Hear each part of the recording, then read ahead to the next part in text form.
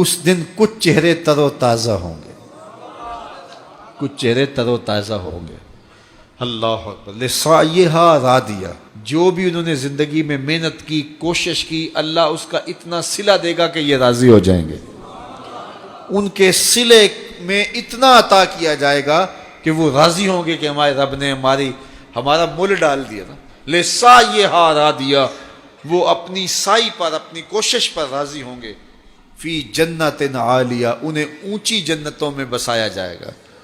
اونچی جنتوں میں 100 جنتیں ہیں، اللہ کی جنت ایک نہیں ہے، اللہ کی جنتیں بھی کئی ہیں۔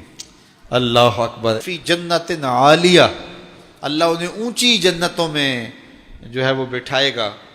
لا تسمع فیہا لاغیہ، اس میں کوئی لغو بات نہیں سننے کو ملے گی۔ فیہا عین جاریہ، اس میں جاری چشمے ہوں گے، 4 چشمے ہوں گے جنت میں۔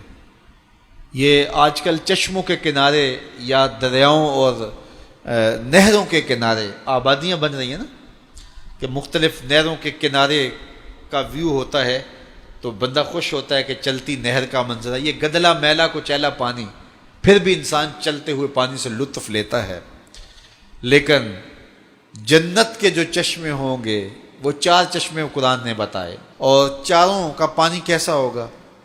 ایک چشمہ خالص دودھ کا ہوگا، ایک چشمہ خالص شہد کا ہوگا، ایک چشمہ خالص شراب کا ہوگا، اور ایک چشمہ خالص پانی کا ہوگا۔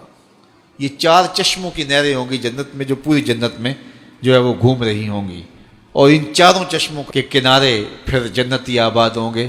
بلکہ حضور نے فرمایا کہ جانور بھی ہوں گے جو ان چشموں کے اندر نہا رہے ہوں گے، اور فرمایا بختی اونٹوں کی گردنوں کے برابر اتنے اتنے قد کے جانور ہوں گے۔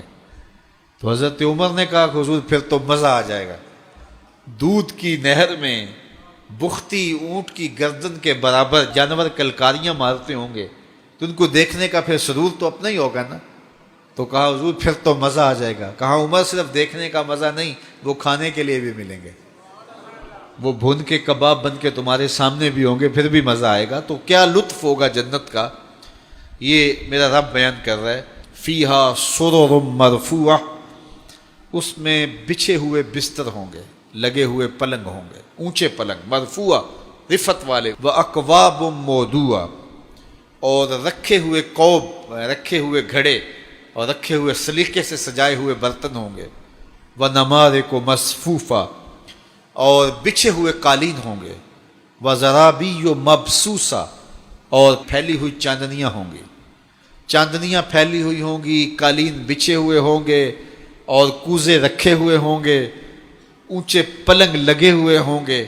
فیہا عین جاریہ، اور یہ چشموں کے کنارے منظر ہوں گے، جنت کا ماحول ہوگا، کوئی لغو بات سننے کو ملے گی نہیں، کوئی ہڑبونگ، کوئی ہلا گلا، کوئی ایسی بات ہوگی نہیں، اور جنت کا منظر ہوگا۔ سب سے بڑی دولت جنت میں یہ ہوگی کہ اللہ جنتیوں کو اپنا دیدار نصیب فرمائے گا۔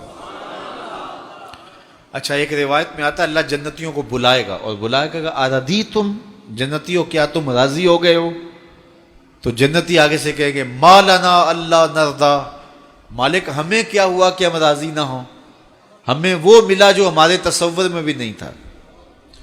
جنت وہ ہے کہ جو کسی آنکھ نے دیکھی نہیں، جو کسی کان نے سنی نہیں، اور کسی دماغ نے اس کا تصور نہیں کیا۔ آپ کوئی بھی تصور کر لیں، ایسی ہوگی، ایسی ہوگی، ایسی ہوگی، آپ اپنی ذہنی صلاحیتوں کو مہمیز لگائیں، اور بڑے سے بڑا جو دنیا کے نظارے دیکھ چکا ہے، وہ سارے نظاروں کو جمع کر کے کوئی منظر خود ساختہ بنائے، لیکن جنت اس سے بھی اچھی ہوگی۔ تو جب جنتی جنت میں جائیں گے تو ان کا تصور تک نہیں ہوگا جو انہیں وہاں ملے گا۔ تو وہ کہیں گے، اللہ فرمائے گا راضی ہو؟ تو وہ کہیں گے ما لنا اللہ نرضا، ہمیں کیا ہوا کہ ہم راضی نہ ہوں۔ دوسرے لفظوں میں یوں کہہ لیں، وہ کہیں گے اسی تے مالک گوڈے گوڈے راضی ہیں۔ اللہ فرمائے گا میں تمہاری جھولی میں ایک اور شے ڈالنے لگا ہوں، تم بالکل راضی ہو جاؤ گے۔ تو وہ کہیں گے میرے رب کوئی کسر ہی نہیں رہ گئی، اب اور کیا باقی رہ گیا؟ اللہ فرمائے گا میں ایک اور شے دینے لگا ہوں، وہ تمہیں ملے گی، تم بالکل راضی ہو جائیں گے۔ تو وہ جھولی پھیلا لیں گے کہ مالک تیری مرضی، ویسے کوئی کسر تو نہیں رہ گئی۔